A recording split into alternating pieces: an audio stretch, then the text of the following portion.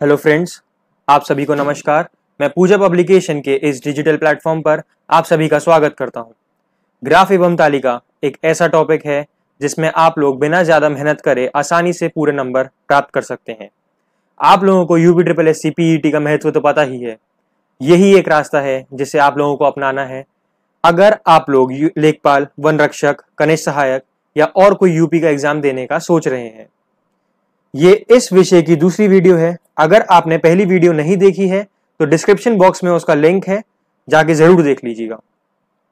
अगर आप ये वीडियो रोज देखें और जो क्वेश्चन इसमें पढ़ाए जा रहे हैं उनको प्रैक्टिस करें तो मैं गारंटी लेता हूं कि आपके 20 नंबर पक्के। ये समझिए, इसके बाहर कुछ नहीं आएगा। चलिए सबसे पहले फिर से बेसिक रिवाइज कर लेते हैं। आपका बेस मजबूत करने के लिए आने वाली सभी 3 से 4 ग्राफ एवं तालिका की वीडियो में हम जितने भी सूत्र हैं उनको पढ़ाएंगे, जिससे कि आप कठिन से कठिन सवाल भी आसानी से कर लें। चलिए सबसे पहले समझते हैं कि ग्राफ और तालिका कहाँ उपयोग होता है। इसका उपयोग होता है समंकों को समझने के लिए। अगर आपको कोई भी डेटा को इंटरप्रेट करना है, कोई भी डेटा को आपको इंटरप्रेट करना है तो उसके लिए ये उपयोगी होता है। ये 4 प्रकार से होते हैं। पहला है आपका तालिका, टेबल फॉर्मेट। कुछ इस प्रकार के सवाल इसमें आपके क्वेश्चन पेपर में आएंगे। दूसरा है पाई चार्ट, ये प्रतिशत और डिग्री दोनों में हो सकता है। तीसरा है आपका दंड आलेख, बार ग्राफ, जो कि इस प्रकार के आपके क्वेश्चन हो सकते हैं। और चौथा आखिरी है रेखा चित्र, लाइन ग्राफ, ये कुछ इस प्रकार से होता है। अब बात करते हैं महत्वपूर्ण तथ्यों की, जो कि आपके इन क्वेश्चंस में बहुत ही फायदेमंद होंगे। परसेंटेज में अगर वृद्धि हमें निकालना है तो कैसे निकालेंगे? अंतर बटा छोटा मान इंटू 100। अब देखते हैं कि अंतर कैसे निकालना है। ये निकालेंगे कैसे? अभी अगर ए दे रखा है और बी दे रखा है तो इन दोनों का जो अंतर है वो यहाँ पे आएगा। नीचे इन दोनों में से जो भी छोटा वाला है वो यहाँ पे आएगा इंटू 100। सेम ऐसे ही हमें परसेंटेज कमी में भी यही करना है। अंतर इन दोनों में जो भी अंतर है वो यहाँ पे आएगा। बड़ा मान इन दोनों में से जो भी बड़ा वाला है, जैसे अगर बी बड़ा है तो बी वाला यहाँ पे आएगा इंटू 100।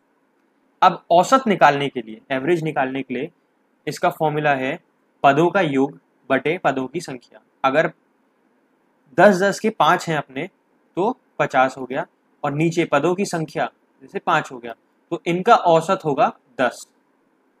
ये ध्यान रखिएगा।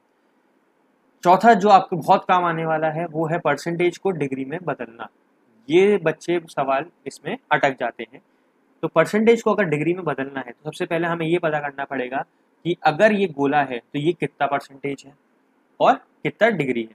तो ये लिखा है 100% है पूरा गोला और 360 डिग्री के बराबर है।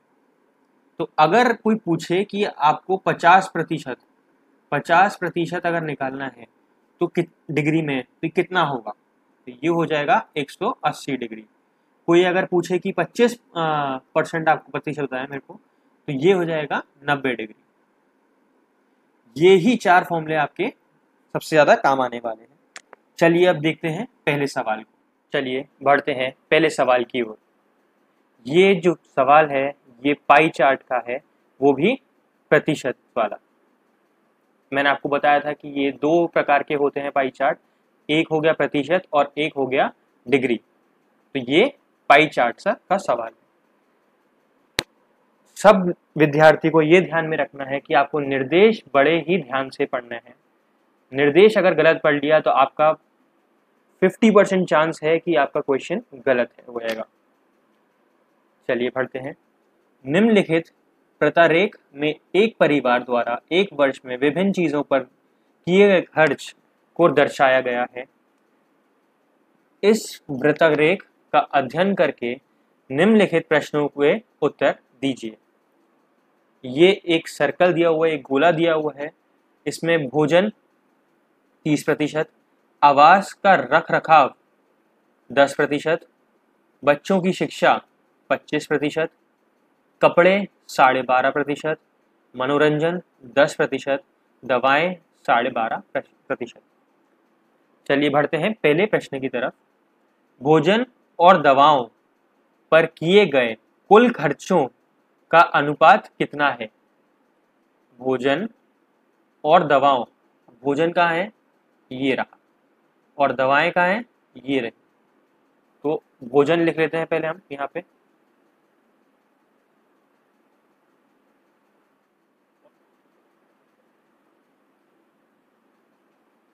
भोजन का कितना प्रतिशत है?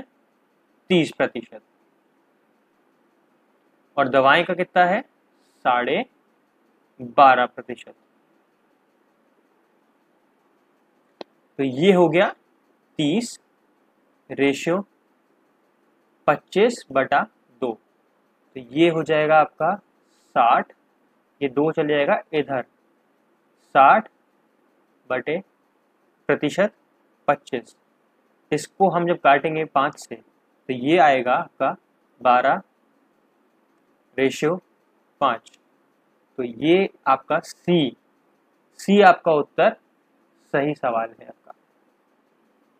चलिए बढ़ते हैं अगले प्रश्न की तरफ।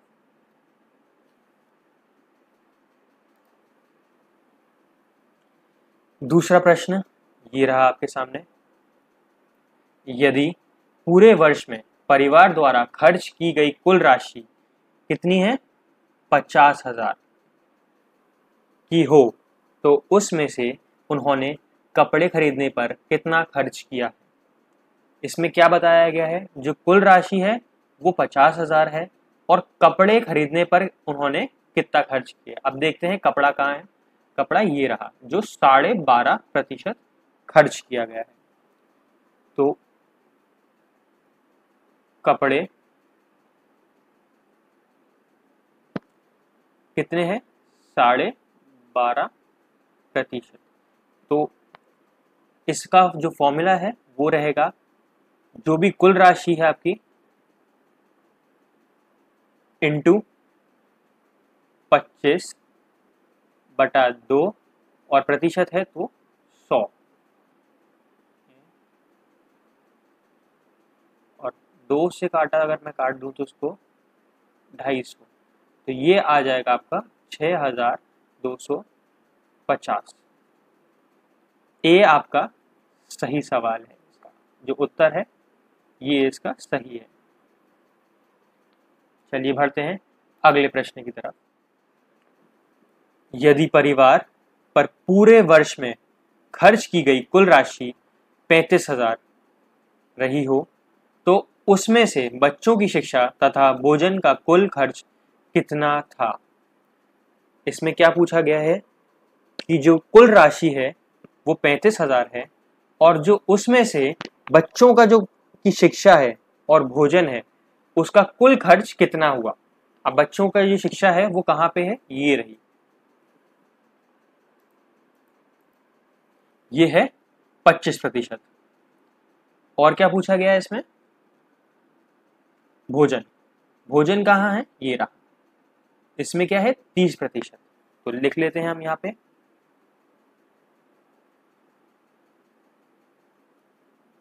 बच्चों की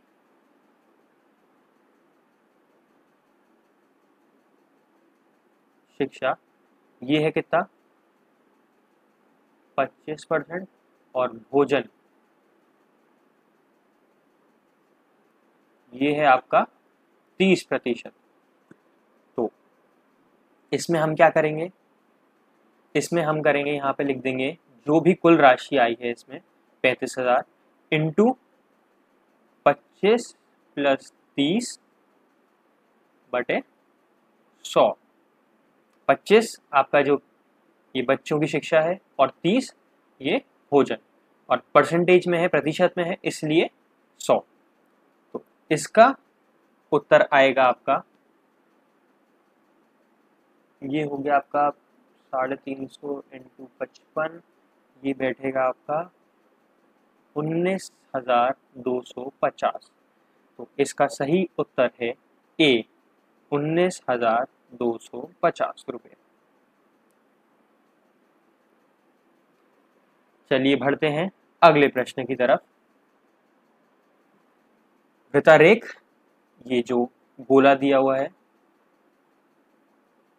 के अंतर्गत मनोरंजन पर किए गए खर्च को कितने अंश के कोण से निरूपित किया गया है।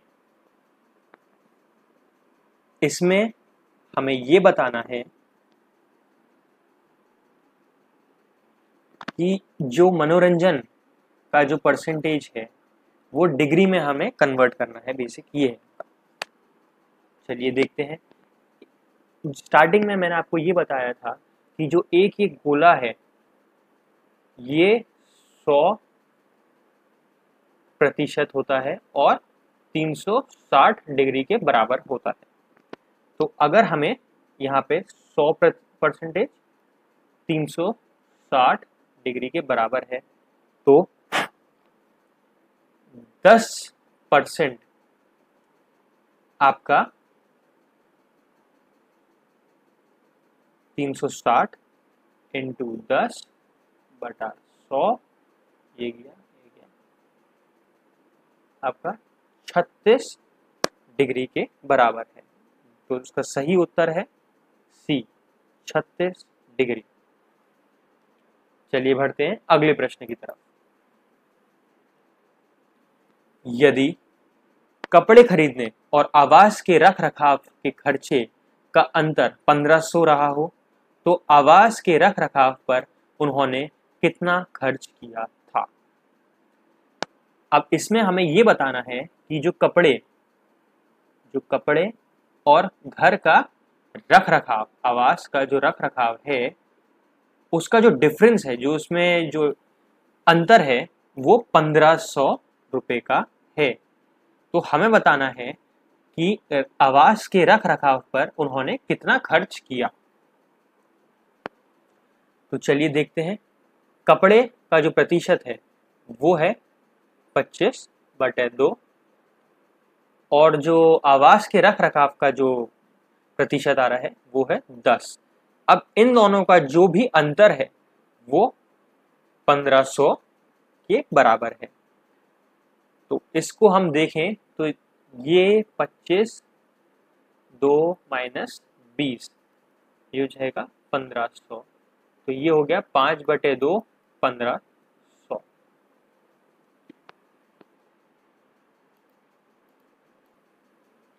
तो हमें निकालना है आवास के रख रखाव का में कितना खर्च हुआ, तो जो 10% है। तो 5/2% जो है वो 1500 के बराबर है। तो 10% होगा 1500 इंटू 10 इंटू 2/5। ये उल्टा हो जाएगा क्योंकि हम इसको 5/2 से डिवाइड करेंगे तो 2 ऊपर पहुंच जाएगा यहाँ पे।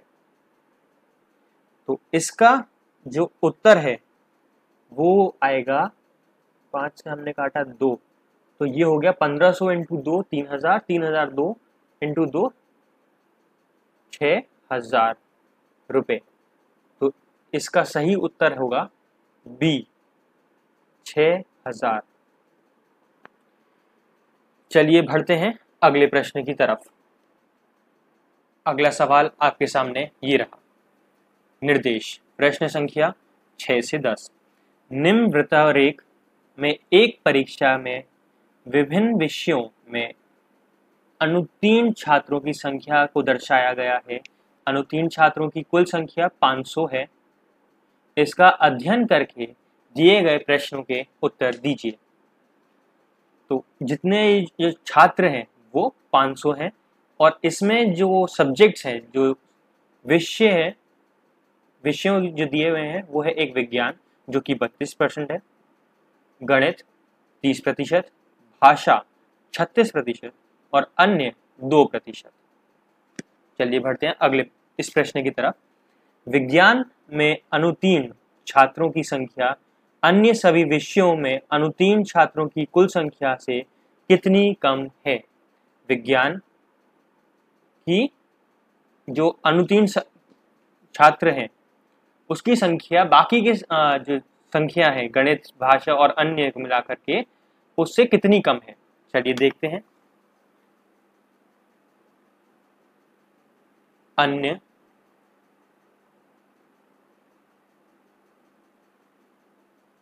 अनुत्तीर्ण की संख्या कितनी है? 36, 30 प्लस 2, तो ये हो गया 68, 68। अब जो पूछा है कितनी कम है, तो यहाँ पे आ जाएगा 68 माइनस विज्ञान में कितनी है? 32, तो ये हो गया आपका 36। अब 500 में से कितने कम बैठी, मतलब कितनी कम है, तो वो हम करेंगे 36 इंटू 500, और 36 ये प्रतिशत है, तो ये आपके दोनों घट गए, आपका उत्तर आ गया 180। तो इसका सही उत्तर है सी, 180। चलिए बढ़ते हैं अगले प्रश्न की तरफ।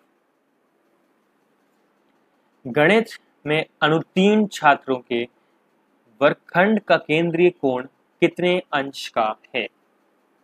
इसमें हमें वही बताना है कि ये 100 डिग्री के बराबर है, प्रतिशत के बराबर है, इसको हमें 360 डिग्री के बराबर जो बैठा है, तो हमें इसका जो उत्तर बताना है वो बताना है हमें डिग्री में। तो चलिए देखते हैं। गणित का जो प्रतिशत है वो 30% है, तो 30 अगर 100% जो है वो 360 डिग्री के बराबर है, तो 30% आपका 360 बटे 100 इंटू 30, 108 डिग्री। तो इसका सही उत्तर होगा डी, 108 डिग्री। चलिए बढ़ते हैं अगले प्रश्न की तरफ। उन छात्रों की संख्या कुल कितनी है जो गणित, भाषा या विज्ञान में उत्तीर्ण नहीं हो सके? तो इसका सीधा सा जो है आप ये देखेंगे कि गणित 30% है, भाषा 36% है, और विज्ञान 32% है। इसमें क्या बच गया? अन्य 2%। तो पहले हम क्या करेंगे, 30 प्लस 36 प्लस 32, तो ये हो गया आपका 98, और ये ओवरऑल जो होता है ये 100% के बराबर होता है। तो 100 में से हम 98 आ गया आपका, और 2 बचा आपका जो अन्य में है।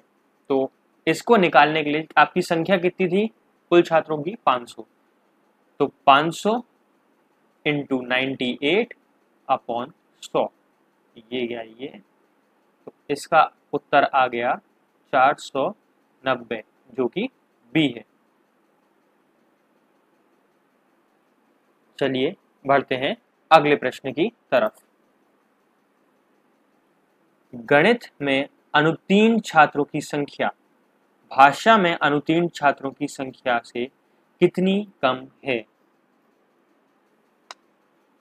गणित में 30% है, और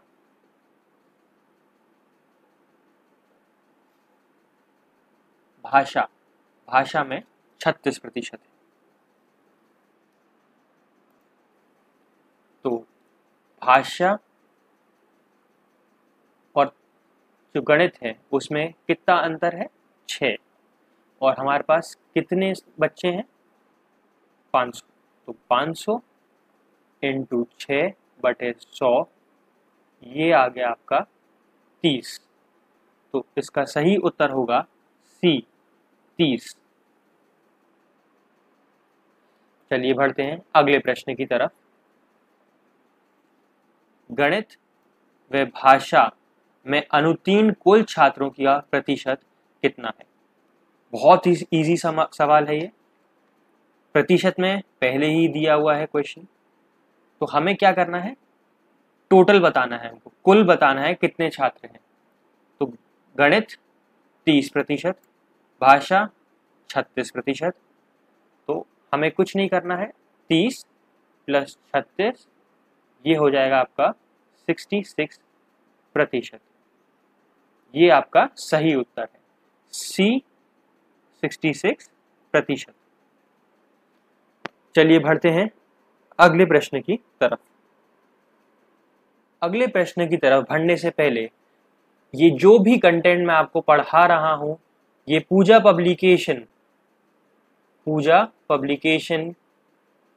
की UPSSC PET की ग्राफ एवं तालिका से पढ़ाया जा रहा है। ये आपको इसमें जो विषय कवर करे गए हैं, जो सूची है वो ये रही। 2021 में हुए दोनों प्रथम पाली और द्वितीय पाली दोनों ही हल सहित इसमें दिए गए हैं। इसमें समंकों की व्याख्या, तालिका, पाई चार्ट, दंडालेख, लेखा चित्र सब पूरे के पूरे एग्जाम्पल्स के साथ समझाए गए हैं। फिर विभिन्न प्रतियोगी परीक्षाओं में पूछे गए महत्वपूर्ण प्रश्न, जितने भी एग्जाम जैसे कि बैंक होता है, SSC होता है, इन सब में ये ग्राफ एवं तालिका का बहुत ही महत्व है। तो उन सब को भी हमने ऐड किया है इसमें। ये तो हो गए आपके 20 नंबर के। ये जो प्रारंभिक अंकगणित है, ये जो आपके 5 नंबर जो बचे, 25 रुपए की 25 मार्क्स की जो गणित आएगी आपकी, उसमें से 20 + 5 ये पूरा का पूरा हमने इस बुक में कवर किया है। ये बुक आपको आपके निकटतम दुकानदारों पे मिल जाएगी, और अगर आप चाहें तो आप ऑनलाइन भी परचेज कर सकते हैं। मैं इसका लिंक डिस्क्रिप्शन बॉक्स में दे दूंगा। चलिए बढ़ते हैं अगले प्रश्न की तरफ। ये बहुत ही इम्पॉर्टेंट क्वेश्चन है, इसको बड़े ही ध्यान से करना है हमें। चलिए पढ़ते हैं प्रश्न। निर्देश, प्रश्न संख्या 16 से 20। यहाँ दिए वृत्त लेखा चित्र में एक परिवार द्वारा वर्ष 1998 में विभिन्न मदों पर खर्च को दर्शाया गया है। चित्र का अध्ययन करके प्रश्नों के उत्तर दीजिए। यातायात पे 5% है, शिक्षा पे 12%, आवास पे 15%, वस्त्र पे 10%, भोजन पे 23%, बचत 15% की है, और अन्य जो खर्चे हैं वो 20%। चलिए सवाल की तरफ बढ़ते हैं। 16वां सवाल ये रहा। यदि 1998 का कुल खर्च 46,000 है, 46,000 था, तो भोजन की मद में किया गया खर्च था, कितना खर्च है बेसिकली। तो हमें इसमें यहां लिखना है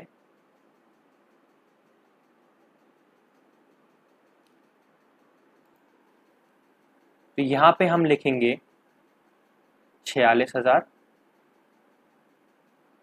और यहाँ पे हमें क्या करना है, भोजन में जो खर्च है वो निकालना है। तो भोजन का है 23%, तो ये आ जाएगा आपका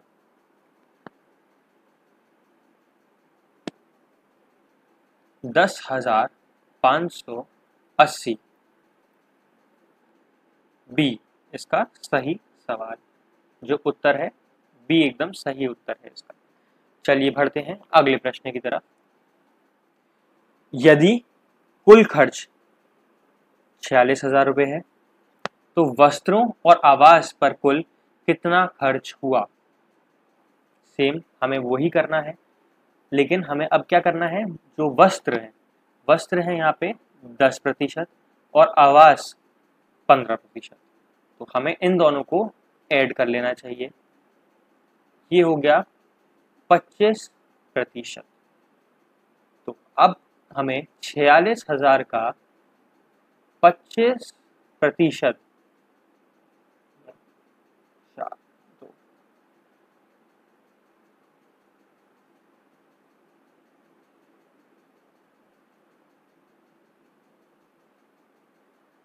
11,500। इसका सही उत्तर है ए, 11,500। चलिए बढ़ते हैं अगले प्रश्न की तरफ। आवास पर किए कुल खर्च और शिक्षा पर किए कुल खर्च का अनुपात क्या है? अनुपात रेशो को कहते हैं। रेशो का साइन है ये।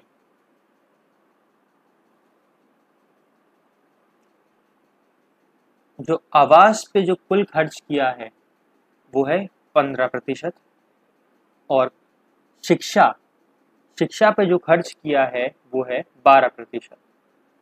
तो यहाँ पे हम लिखेंगे आवास का 15% और शिक्षा का 12%। तो ये आ गया 5/4। ये कटा हमने 3 से, ये हमने 3 से काटा है तो ये आ गया 5, और इसको काटा है 3 से तो ये आ गया 4। तो इसका सही उत्तर है डी, 5% अनुपात 4। चलिए बढ़ते हैं अगले प्रश्न की तरफ। ग्राफ चित्र से पता चलता है कि सर्वाधिक खर्च वाली मद थी। अब हमें इसमें ये जो ग्राफ दिया हुआ है, ये जो गोला दिया हुआ है, ये जो गोला दिया हुआ है,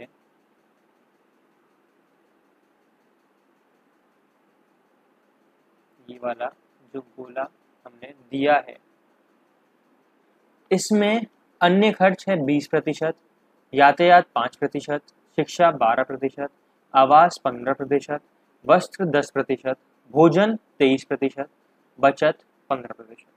तो इसका सही उत्तर होगा, हमें सबसे ज्यादा का बताना है, सर्वाधिक खर्च किस पे करा, तो हमने भोजन पे खर्च किया है।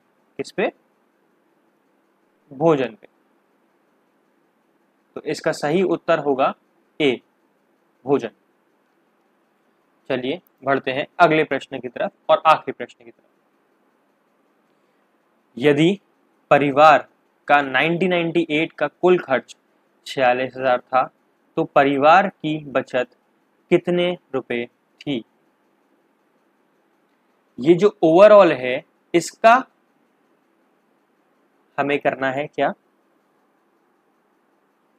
हमें कुछ नहीं करना है, यहाँ पे 46,000 लिखना है और ये बचत जो है वो 15% है, तो 15/100। तो इसका सही उत्तर आएगा 6,900। ये इसका बचत है।